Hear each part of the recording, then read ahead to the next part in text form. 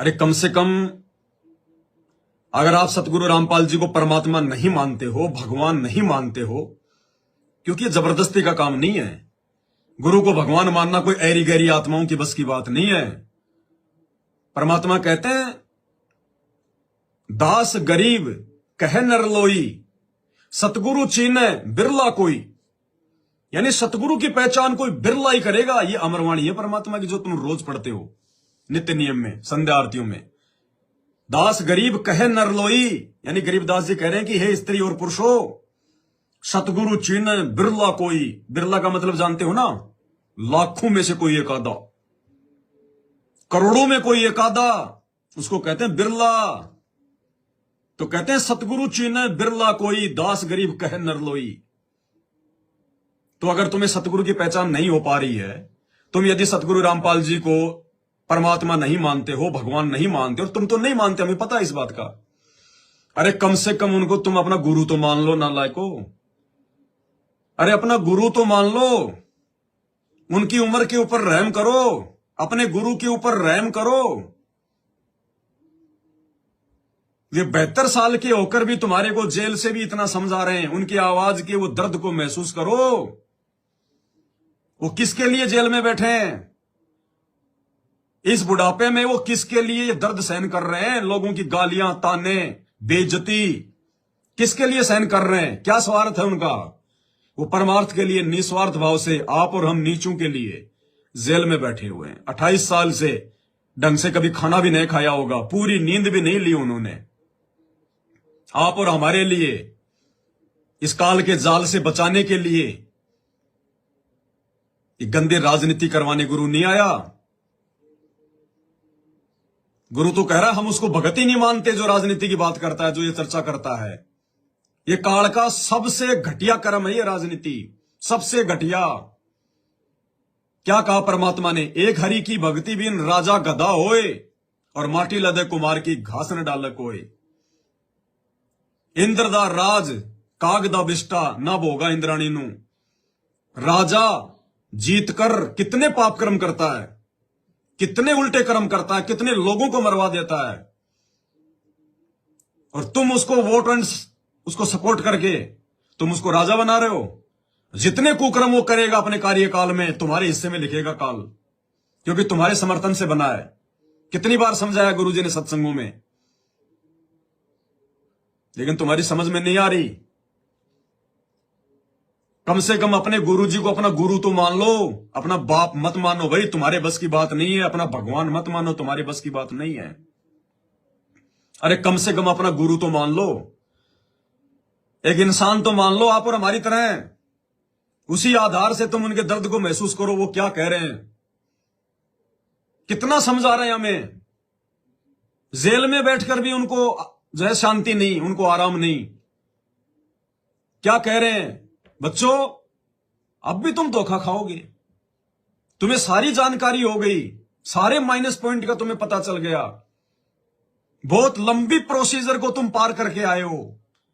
गधे कुत्ते सुअर बन लिए, दारिद्र बन लिए, भिखारी बन लिए, राजा बन लिए, ब्रह्मा विष्णु महेश बन लिए, असंख्य बार तुम सुअर बन लिए।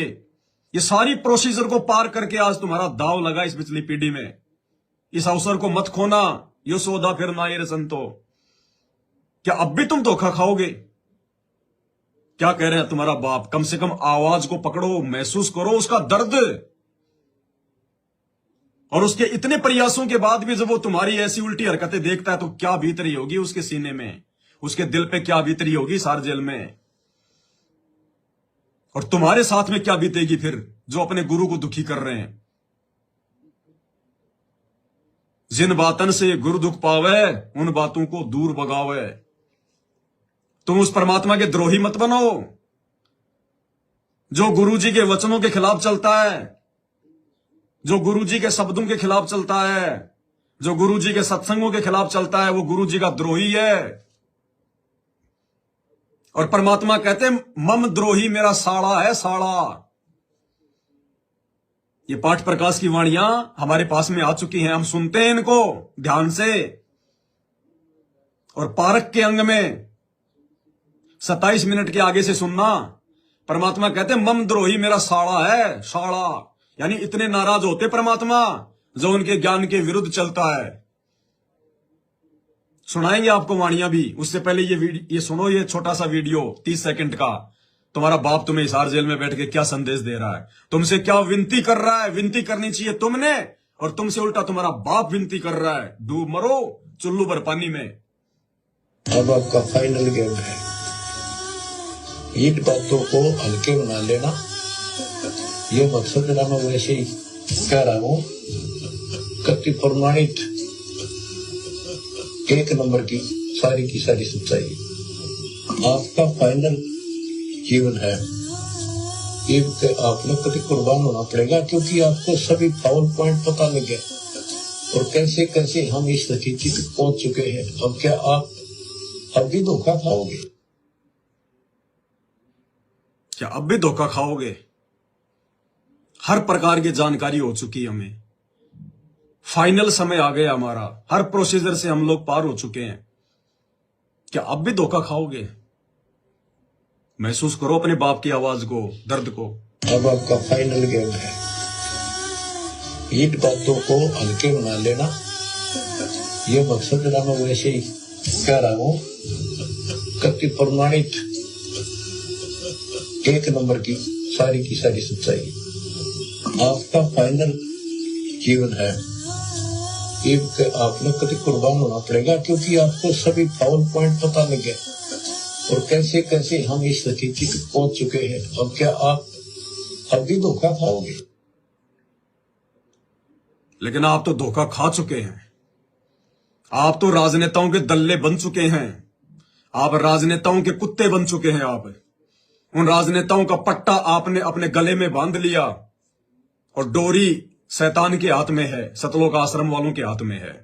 आप तो काल के कुत्ते बन चुके हो भाई। तुम्हारे पास तो ऑप्शन नहीं अब कोई बचाव का। समय निकल चुका है। तुमने परमात्मा को बहुत दुखी कर दिया। खून के आंसू रुलाए रहे हो तुम लोग, खून के आंसू। तुम्हारे साथ क्या बनेगी ये तो समय बताएगा अब आगे।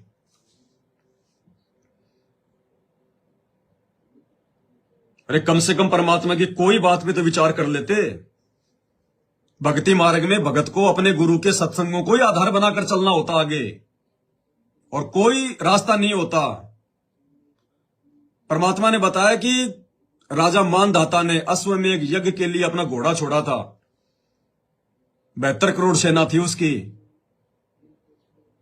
पूरी पृथ्वी पे सेना घोड़े को लेकर वापस आ रही थी, किसी ने घोड़ा नहीं पकड़ा। अंत में वो चुनक ऋषि के आश्रम के पास होके आए।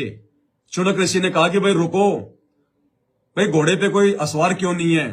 तुम गए तब भी कोई नहीं बैठा था, वापस आ रहे तो भी कोई नहीं बैठा हुआ। तो सैनिकों ने कहा कि ये राजा मानधाता का घोड़ा है, अश्वमेध यज्ञ का, और जो इस घोड़े को पकड़ लेगा वो राजा के साथ में लड़ाई करेगा। और राजा के पास में 72 अक्षौणी सेना है। एक सैनिक बोला कि किसकी मां ने दूध पिलाया जो राजा का घोड़ा पकड़ ले, जाड़ फोड़ दें उसकी हम। उसी समय चुनक ऋषि ने, काल ने प्रेरणा कर दी। उसी समय बोला भाई मैंने पकड़ लिया घोड़ा, जाओ कह दो तुम्हारे राजा को। बोला रे कंगले तेरे खाने को दाने नहीं, और युद्ध करेगा राजा मानधाता से। बोले भाई मेरे भाग्य में यही लिखा हुआ है, मैंने पकड़ लिया, जाओ। अंत में क्या हुआ? उसने 4 एटम बम बना लिए, अपनी जितनी भी उसने साधना की थी अपनी शक्ति से। राजा ने उधर 4 टुकड़ियां भेजी अपनी सेना की, चारों को उसने खत्म कर दिया। अब क्या बताया फिर गुरुदेव ने कि ये कहानी की हमें क्या शिक्षा लेनी है? परमात्मा ने बताया काल ऐसे षड्यंत्र करेगा जब तुम भक्ति करोगे। जबकि वो चुनक ऋषि तो शैतान की भक्ति कर रहा था, काल की भक्ति कर रहा था, ओम नाम की भक्ति कर रहा था। लेकिन ये काल ओम नाम की भक्ति भी ढंग से नहीं करने देता। तो सोचो जिस दिन आप ओम से ऊपर की भक्ति करोगे सतलोक की, तो क्या ये चुपचाप बैठेगा? तो वो षड्यंत्र इसने यहां शुरू कर दिया। तो परमात्मा ने बताया कि चुनक ऋषि की कहानी से हमें यह शिक्षा लेनी है कि राजा अपना काम कर रहा था, उसको करने देते। वो चुनक ऋषि भगत था, अपनी भक्ति करता, क्या मतलब था उसको घोड़ा पकड़ने का? राजाओं के काम है, वो घोड़ा छोड़े चाहे पकड़े, हमें क्या लेना देना। लेकिन काल प्रेरणा से बीच में उसने टांग अड़ा दी और अपने ऐसे तैसी करवा बैठा अपनी भक्ति की। और जितने सैनिक उसने मारे थे अगले जन्म में वो कुत्ता बनेगा वो किसी जन्म में, और जितने सैनिक मारे थे 72 करोड़ वो कीड़े पड़ेंगे उसके। ले ली फालतू की आफत मोल। तो इसी प्रकार गुरुजी ने आपको इतना अच्छा इतना निर्मल ज्ञान दिया, घर बैठ के भक्ति करने के लिए कहा, बकवादों से दूर रहने के लिए कहा, राजनीति से दूर रहने के लिए कहा, राजनेताओं का कुत्ता बनने से दूर रहने के लिए कहा, देखा देखी में चलने के लिए आपको मना किया है। और तुम इन शैतानी पर्चों के चक्कर में पड़ के और अपनी ऐसी तैसी करवा रहे हो चुनक ऋषि की तरह, इन राजनेताओं के जो है वो पिल्ले बन के। तुम्हारे साथ क्या बनेगी देख लेना। अटल विधान है परमात्मा का। गुरुजी की सूरत पे ना जाना कि हमारे गुरुजी बहुत दयालु हैं, हमारे गुरुजी संत हैं। अरे हिरणाकुश की छाती किसने फाड़ी थी? तुम्हारे गुरुजी ने फाड़ी थी। नरसिंह रूप धरे गुरु राया, हिरणाकुश को मारण दाया। रमेणी पढ़ते हो ना। इसी कबीर परमात्मा सदगुरु रामपाल जी ने विष्णु रूप धारण करके हिरणाकुश की छाती फाड़ी थी। ब्राह्मण बाणा और करम कसाई, हिरणाकुश ने छाती तुड़वाई। इसी कबीर परमात्मा सदगुरु रामपाल जी ने रावण की नाभि में राम का रूप बना के तीर मारा था, उसको कुत्ते की मौत मारा था। इसी परमात्मा ने श्री कृष्ण का रूप धारण करके गोवर्धन भी उठाया और जो है उसका कंस का भी वध किया। ये वही है परमात्मा, दूसरा नहीं है। इसलिए मालिक कहते मम द्रोही मेरा साड़ा है, साड़ा। गाली दे रहे हैं परमात्मा गुस्से में होकर कि जो मेरे से जो मतलब जो है वो द्रोह करेगा। और गुरु से द्रोह करने का मतलब क्या है? गुरु कोई किसी देश का कोई प्रधानमंत्री थोड़ी है जो तुम सेना लेके उसके ऊपर चढ़ाई करोगे। गुरु से द्रोह करने का मतलब है गुरु जी के ज्ञान के विरुद्ध चलना, उसके खिलाफ चलना, उसकी मर्यादा तोड़ना। तो कहते हैं गुरु द्रोही मेरा साड़ा है, साड़ा। सतलोक आश्रम मैनेजमेंट हरियाणा वालों, संत रामपाल जी के साड़े की संज्ञा में हो तुम, साड़े की संज्ञा में। मैं नहीं कह रहा, तुम्हारा बाप कह रहा है, सुन लो। गरीब भक्ति द्रोह न कीजिए, भक्ति द्रोह मम दोष है।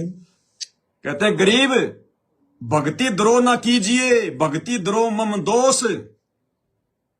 कह रहे मेरे से भक्ति द्रोह मत करना, मेरी मर्यादा मत तोड़ना, मेरे वचन के विरुद्ध मत चलना, वरना तुम मेरे दोषी बन जाओगे मेरे भगत होकर भी।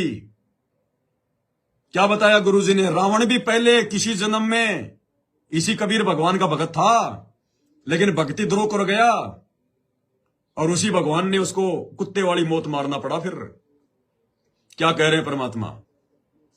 गरीब भक्ति द्रोह न कीजिए, भक्ति द्रोह मम दोष है। शिव बरवा सुनारदा जिन्हें जलाऊं ठोक। गरीब भक्ति द्रोह रावण किया, हिरणाकुश हिरणाक्ष। नारायण नरसिंह भय मम भक्ता है साच। गरीब मम भक्ता मम रूप है, मम भक्ता मम प्राण। पांडुस्ताय कोरुआ दुर्योधन क्षवानो। गरीब मम भक्ता मम प्राण है, मम भक्ता मम देह। हिरणाकुश के उदर को पाड़त नहीं सदेह। गरीब मम भक्ता मम प्रिय है, नहीं दुनी से काम। राजा प्रजा रैयत सब यह नहीं जान राम। क्या कह रहे हैं? मम भगता मम प्राण है, मम भगता मम दे। राजा प्रजा दुनिया इनको वो नहीं जानता। परमात्मा कहते हैं मैं मेरे भगत के लिए आता हूं सतलोक से, और मेरा भगत मेरा प्राण है, मेरा भगत ही मेरा शरीर है जो मेरी मर्यादा में रह के भक्ति करता है। और कहते हैं उसके बाद मैं किसी राजा वाजा को नहीं जानता, मैं किसी प्रजा को नहीं जानता, मैं दुनिया को नहीं जानता। ध्यान से सुन लो। और तुम उसी राजा के पीछे उसके जो कुत्ते बन के घूम रहे हो उसकी रैलियों में। तुम्हारा गुरु राजनीति करने आता है, अपने भक्तों को एमएलए बनाने आता है। क्या कह रहा है तुम्हारा बाप खुद? गरीब मम भक्ता मम प्राण है, मम भक्ता मम देह। राजा हिरणाकुश के उदर को पाड़त नहीं सदेह। गरीब मम भक्ता मम प्रिय है, नहीं दुनी से काम। राजा प्रजा मम भगता मम प्रिय है, नहीं दुनी से काम। दुनिया नहीं दुनिया संसार, और ये राजनीति वाले ये दुनिया में आते हैं, संसार में आते हैं। तो तुम्हारा गुरु तो कह रहा है कि मम भगता मम प्रिय है, मुझे तो मेरा वो भगत प्रिय है जो मर्यादा में रह के मेरी भक्ति करता है। नहीं दुनिया से काम, मेरे को दुनिया से काम नहीं है, संसार से काम नहीं है। और आगे फिर क्या कह रहे हैं, राजा प्रजा बाढ़ में जाओ। ये पाड़त नहीं संदेह, गरीब मम भक्ता मम प्रिय है, नहीं दुनी से काम, राजा प्रजा रैयत सब ये नहीं जान राम। गरीब मम भक्ता के कारण रचे सकल भंडार, वाल्मीकि ब्रह्मलोक में शंख कला उद्गार। गरीब रावण बाली भिंडिया मम द्रोही मम जार, सीता सती कलंक क्या पदम 18 भार। गरीब मम द्रोही को ना छोड़ू, छलबल हनो प्राण। मम द्रोही को ना छोड़ूं, छल बल हनु प्राण। हनु मानी खींच लूंगा उसके प्राण। मम द्रोही को ना छोड़ूं, जो मेरे नियम तोड़ेगा, जो मेरी मर्यादा तोड़ेगा, जो मेरा द्रोही कहलाएगा, कहते मम द्रोही को ना छोड़ूं और उसके जो प्राण है ना वो छीन लूंगा और फिर भूत पिशाच की योनि में डालूंगा युगों युगों तक। गरीब मम द्रोही को ना छोड़ू, छलबल हनो प्राण। 52 हो बलित गए रहा 2 का मान। गरीब मम द्रोही मेरा साला है, मेरे दिन का दूत। मम द्रोही मेरा शाला है, मेरे दिन का दूत। और भूत पिशाच की योनि में ठोकेगा परमात्मा फिर उसको, जो आज गंदी राजनीति कर रहे हैं। इतना ज्ञान देने के बाद, इतना समझाने के बाद, इतना संघर्ष करने के बाद, सतलोक से चल के आया तुम्हारा बाप। सतलोक से कोई मां का पेट फाड़ के नहीं आया जेर में लिपट के। ये कबीर है, सबका बाप। हल्के में ले रहे हो, हल्के में, बहुत महंगा पड़ेगा। ममद्रोही मेरा शाला है। ये सारे के सारे संत रामपाल जी के साड़े और साड़ियां हैं जो नरेंद्र मोदी की रैली में गए हैं। संत रामपाल जी के साड़े हैं सारे के सारे। दुखी होके कह रहा है, गरीब ममद्रोही मेरा साला है, मेरे दिन का दूत। कोटि युगन का टोती से करो जंगल का भूत। गरीब खान पान पावे नहीं, जल तिरशाबो अंत। बस्ते में बितर नहीं, चल फिर गजदंत। गरीब ममद्रोही मेरा साला है, मारो रजरद दीन। बाल सकल अवलोक सब करो प्राण तिष्ठीन। इस ज्ञान की गहराई को समझो, इस ज्ञान की गहराई को समझो भाई और बहनों। परमात्मा के मकसद को समझो। अरे यहां किसी मंत्री प्रधानमंत्री का 2 मिनट का समय यदि कोई बर्बाद कर दे, आग बबूला हो जाता। आग बबूला, पता नहीं क्या नुकसान कर दे। जबकि वो तो 2 कोटि का जीव है, चाहे राजा हो चाहे यहां का राष्ट्रपति हो। और ये भगवान 72 साल से यहां आया हुआ है, 72 साल से। और पिछले 30 साल से तो आमने सामने की जो है वो लड़ाई लड़ रहा है शैतान से, आप और हमारे लिए। और हम क्या कर रहे हैं, उसी शैतान के पक्ष में जाके खड़े हो रहे हैं। ये गंदी राजनीति शैतान का काम है। ये शैतान का काम है। तुम शैतान का समर्थन कर रहे हो। तुम साड़े हो, परमात्मा के साड़े। ममद्रोही मेरा साड़ा है।